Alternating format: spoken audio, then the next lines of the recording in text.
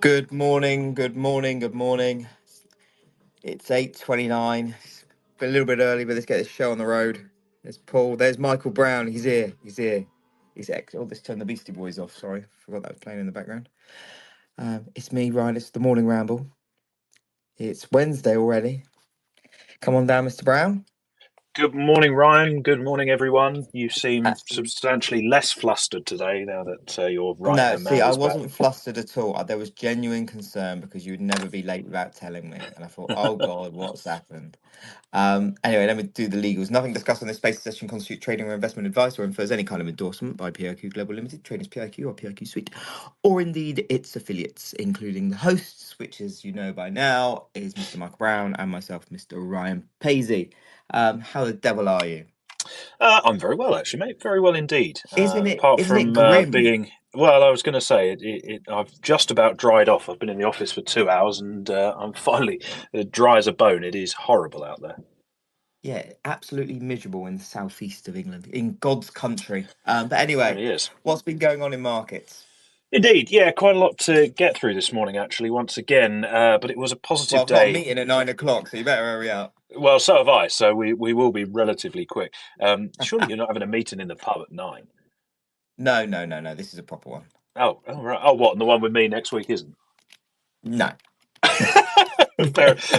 At least I know where I stand. Right, let's Likewise, crack on. likewise. Good morning, all. As I said, it was a positive day in terms of risk sentiment yesterday, with the S&P closing around 0.6% higher, and the Nasdaq 100 notching similar gains. But it was quite a choppy day. Of course, markets spending much of the day digesting and reacting to the overnight news that we had, of course, of Trump planning to slap 25% tariffs on imports from Canada and from Mexico, and of course the additional 10% on Chinese imports as well.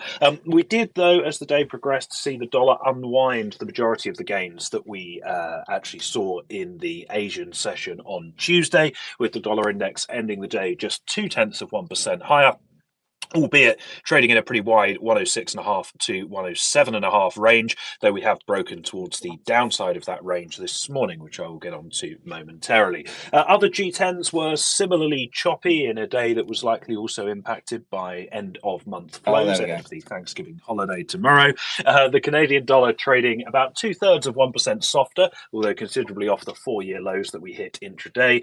Dollar trading down to a 2-week low at the 153 figure yesterday, and then continuing that momentum this morning with a low of around 151.5 being printed just as we started the call. In terms of catalysts and data and news flow, there was quite a lot of it yesterday, to be completely honest with you. Let's start with data. We had the latest new home sales figures out of the United States, which were pretty grim. New home sales at 610,000 in October.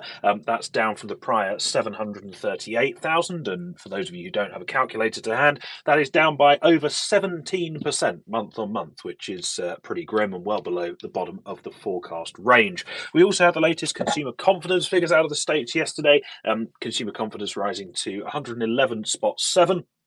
That's up for a prior 108.7, and perhaps reflects some of the reaction to President Trump's victory in the November election. Also, out of the States yesterday, we had a 5-year auction that was pretty solid, stopping through the when issued yield by 0.2 basis points, much better than the prior 6 auction average of a 0.7 basis point tail. And minutes from the November FOMC meeting had nothing surprising in them whatsoever, with participants broadly supporting a gradual process of lowering rates, and some seeing the potential for either a pause or faster cuts as potential policy options, depending on how data evolves. There was a bit of a technical sort of tweak, I suppose. The FOMC considering a 5 basis point cut to the reverse repo rate. Unless your name's Zach Eisman, then Yeah. I don't think most Zuz. people will be too bothered Zuz. about that one. Indeed. In terms of news flow, then yesterday it was another pretty busy day. Sticking with the United States in the political sphere, President Trump is apparently, according to Act, considering appointing an AI czar.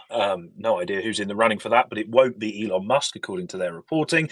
We also heard yesterday that Trump is going to name Kevin Hassett to lead the National Economic Council, or the NEC, as it's more commonly known. That is the job that Larry Kudlow had in the Good last old Trump Lazar. administration. For those, indeed, apparently he's not coming back, Ah, sadly. boo. But indeed, Hassett is quite well known as a very hawkish well, for his hawkish views on trade, shall we say. So I think that is going to be potentially one to watch. Also, fun fact, Kevin Hassett wrote a book in 1999, which was called Dow 36,000. He predicted that the Dow would reach 36K by 2004. It didn't actually reach 36K until 2021.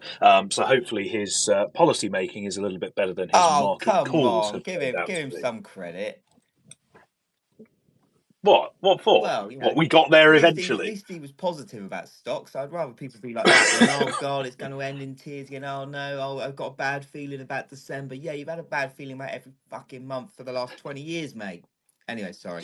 Well, That's yeah, obviously fair for the enough. listeners. That's not directed at Michael Brown. That's very much focused on all the other perma bears that are out there. I'm not going to name any names. I well, I was going to say that definitely isn't me. No. Away from Trump's nominations, we also had confirmation yesterday that Intel have secured this $8 billion grant or subsidy for some of their new chip factories. This has been rumored for some time, and I only included it for Tom Talks Cars, and he's not even here, so we can skip over that one. News in the oil space: OPEC, according to Bloomberg sources, they have started talks on delaying the planned production for January. $180,000, 180,000 barrels per day, I should say. The next OPEC meeting is, of course, on the 1st of December, which is this Sunday, and apparently delegates are going to discuss a postponement of, I quote here, several months is what is up for discussion. We also, in the geopolitical realm, without veering too far into your territory, Ryan, we had confirmation yesterday that Israel and Lebanon have agreed a ceasefire. That went into effect at 4 o'clock this morning local time, 2 o'clock in London, and it apparently lasts for 60 days. Netanyahu saying that the ceasefire, and I quote here, means that Israel can now focus on the Iranian threat. And last but by no means least, a handful of central bank speakers over the last 24 hours or so. We heard late yesterday from the BOE's Lombardelli. Lombardelli a little bit more hawkish than we have heard of late, saying that she is concerned about the elevated level of services inflation in the United Kingdom, certainly not guiding markets towards a December interest rate cut, which I think about 2 basis points of easing is priced at this stage. So pretty much no chance of anything happening from the BOE next month. And then early this morning, we've heard from the ECB's Schnabel, Schnabel over at the ECB with some very hawkish commentary, saying that she sees only limited room for further rate cuts, that the ECB can gradually move rates to neutral but should not move below neutral. I would ask whether Schnabel has actually looked at any Eurozone data recently, That was because it my. is absolutely grim. But You could nonetheless, almost sense oh god. you could almost sense German policymakers face palming as she said that. Yeah, absolutely. Nevertheless, we have seen the euro trade about 0.5% higher on the back of that, and we also saw the front end of the German curve erase some of the gains that we saw at the market open Yes. as well.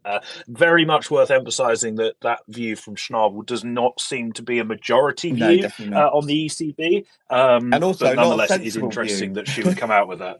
No, not at all. Let's be honest. Anyway, right, cool. Thank you for that, Michael. I'll go through some of the ones you haven't ticked off my list already.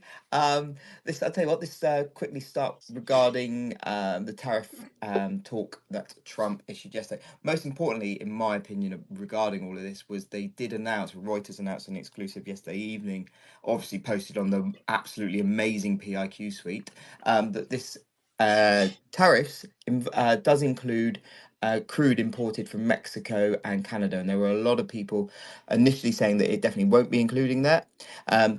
Look, this make this clear before I go any further. This is what he's saying. This is the initial kind of This is the initial kind of sticker price, if you will, for these tariffs to include crude, but this just gives him more leverage, in my opinion.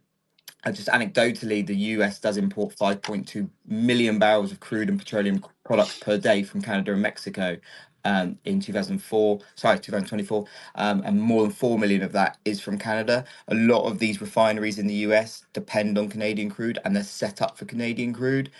So I would say it's unlikely that we see, well, certainly the full tariffs be applied, but we'll see how that plays out. Goldman Sachs on the tariffs have said that US consumers face significant consequences due to the tariffs if they go in as touted, if they're implemented as touted. Moving away from the US briefly, China's industrial profits fell again in October, but less sharply than previous month. This as deflation pressures dragged while demand remained soft in the crisis hit $19 trillion economy. Goldman's again are warning that Asia prices of LNG could jump to above 20 million BTUs, $20 per million BTUs, should I say. That's mainly because of European gas supply tightening, and it looks like Asia are going to look to step in and fill that gap as soon as possible. In moving back to Europe, France's consumer confidence, just before we went on air, fell in November. It's fallen to 90, I believe it was. This is households' rising fears about unemployment. And I don't know why I've done this all out of order, but jumping back to China, sales of foreign branded smartphones include, well, basically Apple's iPhone, in China fell 44.25% in October. That's year on year. So that another reason why we potentially saw, well, sorry, potential reason why we saw Tim Cook making multiple visits to China this year already. In geopolitical news, China is likely to launch military drills in the coming days near Taiwan, using President Xi Jinping's, I've obviously butchered that pronunciation, but don't write Sorry, in. who? Yeah, the president of Taiwan, upcoming trip to the Pacific, scheduled US, sorry, trip to the Pacific and scheduled US transit as a pretext, according to assessment by Taiwan and regional security officials. Russia is continuing work to put its Sarmat intercontinental ballistic missile, which is part of its strategic nuclear arsenal, on combat duty. Again, there's a lot of people going to get frothy knickers over that one. In equities, Microsoft, HP, not the source, Dell are pushing China suppliers to speed up production of electronic components before January. Obviously, this is front-running tariffs. We've seen a lot of that. But yeah, we will definitely see towards the end of the year, or data for the end of the year, a ramp up in US imports and Asian exports, mainly from China, because people are front-running Yep. the absolute bejesus out of these tariffs. So, bear that in mind when we see some juicy numbers coming through. OpenAI, obviously everyone loves talking about bit of OpenAI. It's allowing employees to sell roughly $1.5 billion worth of shares in a new tender offer to SoftBank. I don't know what do we normally do when SoftBank buy. I'll leave that to everyone else to work out. I can see Dario nodding even virtually. The new financing will allow the SoftBank to get an even larger slice of the AI startup and will allow current and former OpenAI employees to cash out. Like I said, that's SoftBank getting involved and doubling down is normally a sign of a top in any company. So, investors in Elon Musk's takeover of Twitter are set to make a huge windfall from a surge in the valuation of the AI company. Obviously, with that's XAI, set to raise 5 billion at a valuation of 50 billion, which is double what it was just 6 months ago. And with chips, Tom's still not joined. Oh, Tom is there. Hello, Tom. One for Tom. Nvidia and Intel suppliers are reassessing. Oh, he's woken up Yeah, on well, us. he's probably had to feed the cat and stuff. Anyway, indeed, Nvidia and Intel suppliers reassess Mexico plans amid Trump tariff threats. We've seen this quite a bit now. We also saw yesterday, if you remember, listeners, we mentioned about BYD, the Chinese EV manufacturer, also reconsidering Mexico plans. Qatar has reached out to TSMC via chip design partner Global Unichip to invite the chip giant to invest in the nation. And finally, just because it will tee Michael Brown up for a pun, Just Eat Takeaway to delist from the London Stock Exchange. And what do you say about that, Mr. Brown?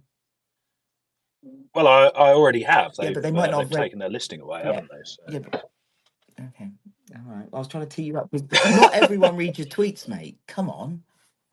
Well, no, apparently they don't. To be fair, now he has joined Tom Talks Cars. Credit where it's due. He did inform me yesterday that there was some downside risk around Dell over their earnings, and due about 6% after those There you earnings go, man. yesterday. There you go. So annoyingly, that's two earnings calls he's made recently, and they've both been It's bang on. almost So like he's a physical player in the market as opposed to just reading numbers. almost, Almost. But anyway, look, almost. there's enough fawning over Tom for anyone's week. So let's quickly move Yeah, on. that's that done for another quarter. Yes, let's move on to the day ahead because it is a very busy day. But I guess that is the price we pay for Thursday and Friday, likely being very subdued days. Of course, today is effectively the end of the week with the Well, US closed for Thanksgiving potentially the end tomorrow, of the year. and then well, potentially the end of the year as well. And of course, with the vast majority of people in the United States away on Friday as well, enjoying a long Thanksgiving weekend. Anyway, the busy day has got underway with quite an interesting Asia session.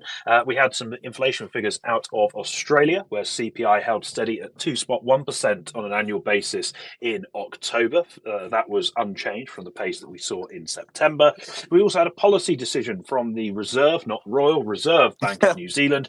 They delivered they One delivered day. a 50 basis point cut, bringing the cash rate down to 4.25%. That was in line with market expectations, although money markets had discounted around a 1 in 4 chance of a larger 75 basis point move. That didn't happen, and we see the Kiwi dollar trading about 1% firmer in reaction. Governor Adrian Orr was saying that the RBNZ expect further rate cuts in 2025 if their economic projections are met, with the forward projections being, and I quote, consistent with another 50 basis point cut in February, which is when the RBNZ next meet. Turning to the day ahead, the calendar during the European session is very, very quiet indeed. But the calendar during the US session this afternoon is rather busier because we have the 3 days worth of data being squeezed into one. At 1:30 this afternoon, we have the second estimate of Q3 GDP, which is expected to show the economy growing at 2.8% on an annualized quarter-on-quarter basis in the 3 months to September, and that would be unrevised from the preliminary figure. Also at 1:30, we have the latest durable goods orders data, orders set to have risen by 0.5% in October, while we also get the weekly jobless claims figures, where the continuing claims print, which is expected at 1.893 million from a prior 1.91 million, that coincides with the November non-farm payroll survey week, and of course the November jobs report is due next Friday. Moving into the remainder of the afternoon at 2:45, we get the latest MNI Chicago PMI figures. That index expected at 45 from a prior 41.6, and recall, of course, that data will be released 3 minutes early to MNI subscribers. At 3, we have the Fed's preferred inflation index, which is, of course, the core PCE metric. That is expected at 2.8% on an annual basis in October, marginally higher than the 2.7% previously. Headline PCE, that's also seen rising to 2.3% from a prior 2.1%, although, of course, bear in mind that the Fed are primarily focused on developments in the labour market for determining future policy shifts, having obtained sufficient confidence in inflation returning back towards that 2% target. Also at 3, we have the latest pending home sales from the figures from the US, which come on the back of that dismal new home sales data yesterday. And we continue what has been a pretty heavy week of supply from the United States with a 7-year note auction at 4:30 this afternoon. In terms of central bank speakers, obviously we've heard from ECB Schnabel. ECB's Lane is due to speak a little bit later on in the day, and there are no notable corporate earnings of note either today or tomorrow or Friday, given the Thanksgiving. Given that holiday, I would expect things to become pretty thin pretty early this afternoon. Certainly, all of the scheduled events will be out of the way by about 5 o'clock in the evening London time, and I would expect markets become relatively subdued quite shortly after that. Perfect. Sounds like a great week to be going to the pub early this week. Mr. Brown, well, like every week. Mr. Brown, thank you as always, my very dear friend. Pints on me next week. Well, potentially this week if you're around. Everyone, listeners, thank you as always for tuning in. You really do make the show, not that we let you speak. And if you are trading today, and if you are like, I have seen a few requests to step up. No, you ain't getting on. If you are trading this week or today in particular, do keep it tight. Please don't do your ass running up into Christmas. And we will see you all tomorrow. Take care. Goodbye. We will indeed. Bye bye. Do do do do do do do do do do.